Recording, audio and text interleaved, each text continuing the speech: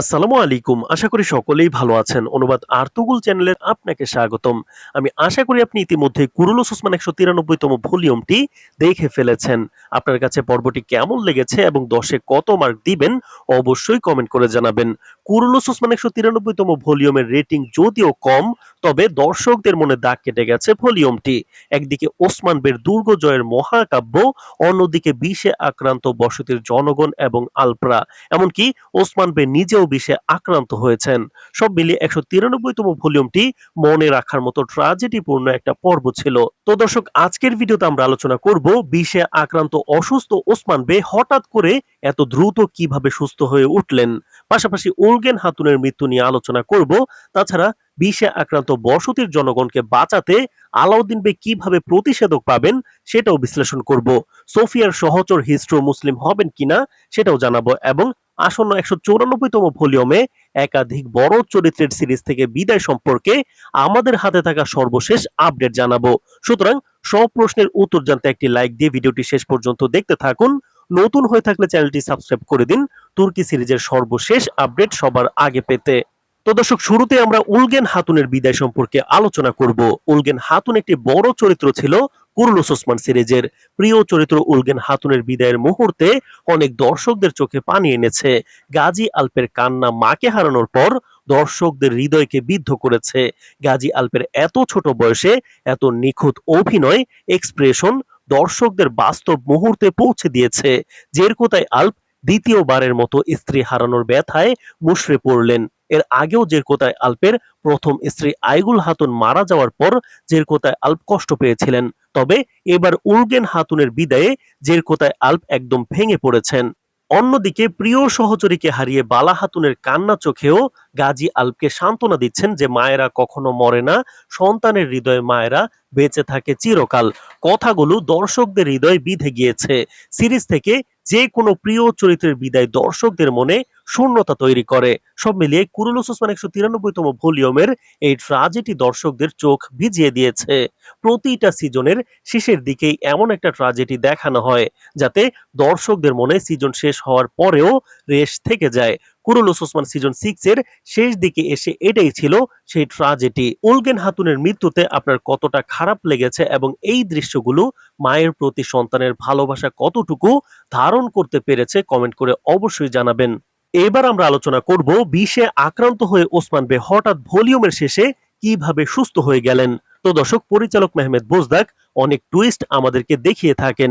তার মধ্যে অন্যতম হলো স্বপ্ন, যেই হাতিয়ারের মাধ্যমে পরিচালক সিরিজের দর্শকদের সাথে তাদের আবেগ নিয়ে ছিনিমিনি খেলেন। পরে দেখা যায় সবকিছু ছিল স্বপ্ন অথবা এমন কিছু ঘটেইনি। তো দর্শক, ভিডিওর এই পর্যায়ে এসে এখন পর্যন্ত যারা ভিডিওটিতে একটি লাইক দেননি, দ্রুত একটি লাইক দিয়ে ভিডিওটি দেখার আহ্বান রইল।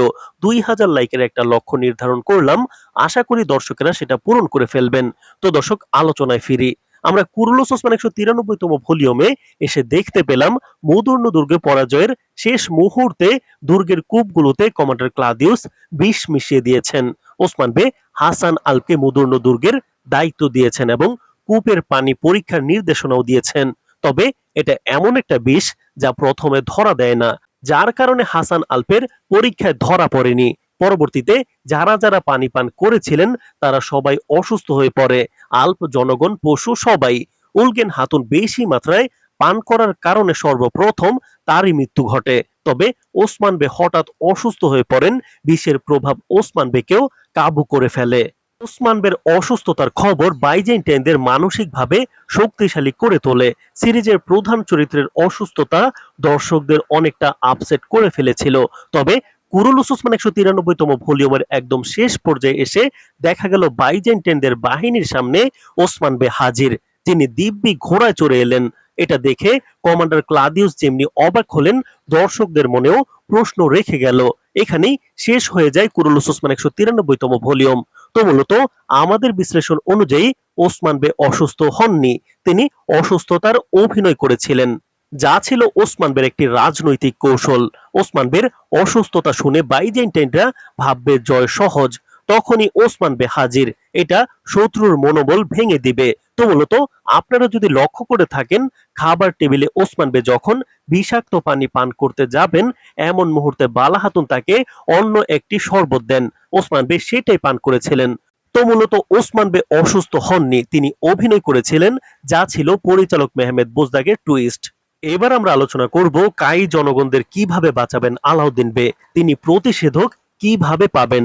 তো দর্শক, পানিতে বিষ দেওয়ার ট্রাজেডি এর আগেও আমরা দেখেছিলাম। মঙ্গলরা ইলবের মাধ্যমে বিষ দিয়েছিলেন কূপে, সেম রিপিট কাহিনী আবারও। তবে এর প্রতিষেধক ডক্টর আলাউদ্দিন খুঁজে পাবেন দ্রুতই। কিভাবে পাবেন, এখন সেটা হলো প্রশ্ন।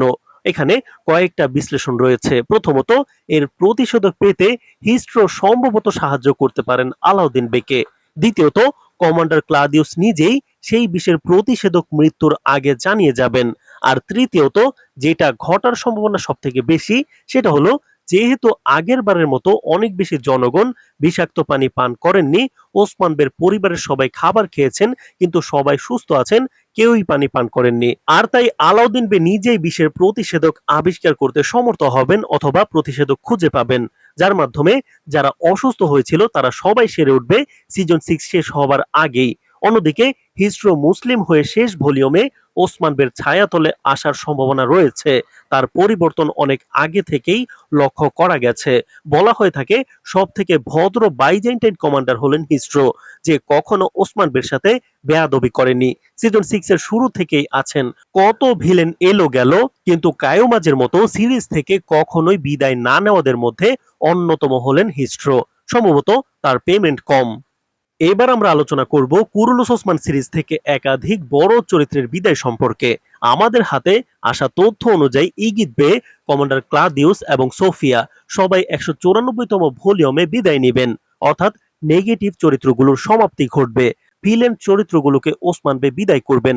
একদিকে হালিমা ফাতেমা দুই বোন মিলে গেছে, আসন্ন ভলিউমে বিষে আক্রান্ত সকলে সুস্থ হয়ে উঠবেন, নেগেটিভ চরিত্রগুলোর বিদায় ঘটবে। সব মিলিয়ে 194তম ভলিউমটি হতে চলেছে দুর্দান্ত একটি মহাপর্ব। তো গত ভিডিওতে আমাদেরকে কমেন্ট করেছেন আসমা আক্তার, তিনি বলছেন আসসালামু আলাইকুম। ওয়ালাইকুম আসসালাম বোন, আমি পঞ্চগড় থেকে। ধন্যবাদ বোন আপনাকে। এছাড়াও কমেন্ট করেছেন আকরাম জুবাইর, যিনি বলছেন আপনার ভিডিওর জন্য অপেক্ষায় থাকি। ধন্যবাদ ভাই। এছাড়াও কমেন্ট করেছেন যে ওরহান বেকে আসলেই অনেক মিস করছি, কেমন যেন একটা ঘাটতি মনে হয়, ওরহান বে থাকলে আরো জমে যেত। ঠিক বলেছেন ভাই। এছাড়াও কমেন্ট করেছেন আসসালামু আলাইকুম ভাইজান। ওয়ালাইকুম সালাম, আমি প্রতিনিয়ত আপনার ভিডিও দেখি, এই প্রথম এই ভিডিওতে কমেন্ট করলাম। ধন্যবাদ ভাই। এছাড়াও কমেন্ট করেছেন ভাই আমি ঢাকা থেকে দেখি, যদিও আপনি রিপ্লাই দেন না তাও কমেন্ট করি। এই তো ভাই রিপ্লাই কিন্তু দিয়ে দিয়েছি। ধন্যবাদ ভাই কমেন্ট করার জন্য। এছাড়াও কমেন্ট করেছেন ভাই আসসালামু আলাইকুম। ওয়ালাইকুম সালাম, আমি জারিফ, ক্লাস 10 এ পড়ি, চিটাগাং থেকে। আপনার সব ভিডিও সেরা। ধন্যবাদ ছোট ভাই। এছাড়াও কমেন্ট করেছেন আমি মোহাম্মদ মাহবুবুর রহমান, মৌলভীবাজার থেকে দেখতেছি। আমি সব সময় আপনার ভিডিও দেখি, আপনার ভিডিওগুলো আমার কাছে অনেক ভালো লাগে। দোয়া করি সামনের দিকে এগিয়ে যান। ধন্যবাদ প্রিয় ভাই। এছাড়াও কমেন্ট করছেন ভাই কুরুলুস ওসমান 7 কবে আসবে, সেখানে কি ওসমান গাজীর জীবনী থাকবে নাকি ওরহান গাজী, কারা কারা চুক্তিবদ্ধ হয়েছে বা হবে, বিস্তারিত জানাবেন। যে এই বিষয়ে আমরা সম্পূর্ণ একটি ভিডিও নিয়ে আসবো। তো দর্শক, আরো একটি আপডেট হলো, আমাদের অনুবাদ আর্তগুল 2 চ্যানেলে আরো একটি ভিডিও আজকে আপলোড হবে, যেই ভিডিওতে কুরুলুস ওসমান সিজন 6 এর অন্তিম পর্ব কততম পর্ব হবে, কততম পর্বের মাধ্যমে কুরুলুস ওসমান সিজন 6 শেষ হবে, সেই বিষয়ে আপডেট থাকবে এবং সিজন 7 নিয়েও আপডেট থাকবে। সুতরাং সেই ভিডিওটি অবশ্যই দেখবেন এবং আজকের ভিডিওতে কমেন্ট করে দিন। পরবর্তী ভিডিওতে আপনার কমেন্টের রিপ্লাই দিব ইনশাআল্লাহ। আজ এ পর্যন্তই, ধন্যবাদ।